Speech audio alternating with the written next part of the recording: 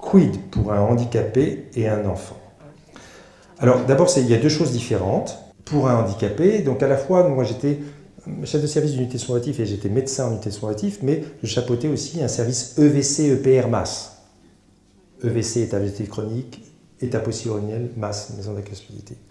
Il est évident que c'est un contexte totalement différent, la personne handicapée. Maintenant, les personnes handicapées, ils ont je ne vais pas dire le droit, mais ils peuvent aussi avoir une maladie grave et incurable.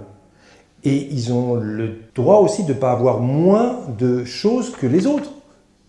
C'est-à-dire que s'il y a une personne handicapée qui est lourdement handicapée physiquement, mais qui peut encore s'exprimer et dire « mais ça, je ne veux pas, déjà j'ai vécu avec mon handicap, mais là, avec mon cancer, en plus de ça, j'ai compris qu'on ne peut pas le guérir, ça, je ne veux pas. » Voilà. Donc, ça n'a rien à voir, personne qui est handicapé ou pas handicapé, moi je me situais dans le cadre d'une personne qui est en fin de vie, donc une personne handicapée, elle peut être en fin de vie.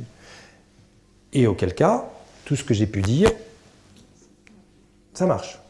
L'enfant, alors j'ai une aide-soignante, Dominique Mich, qui me dit « c'est pas bon d'être jeune quand on relève de soins palliatifs, parce que plus on est jeune, et plus... » J'étais curieux, donc la personne,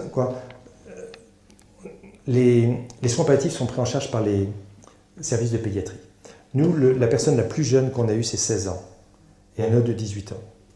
Et en tous les cas, dans ces deux personnes, c'est les enfants ou les ados qui vraiment accompagnaient leurs parents. Hein? Et c'est les enfants qui disaient « papa, maman, c'est bon, ça va être difficile, mais vraiment, là, il faut me laissez-moi partir. » J'étais vraiment très surpris de voir comment l'enfant est assez au clair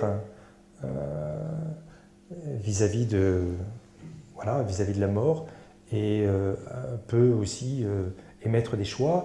Et il n'y aurait rien de plus catastrophique justement de ne pas écouter cet enfant et tenir compte de ce qu'il dit. Il n'y a aucune raison que sous prétexte qu'il serait enfant, il ne puisse pas non plus qu'on fasse des choses à l'encontre du tout de ce qu'il souhaite.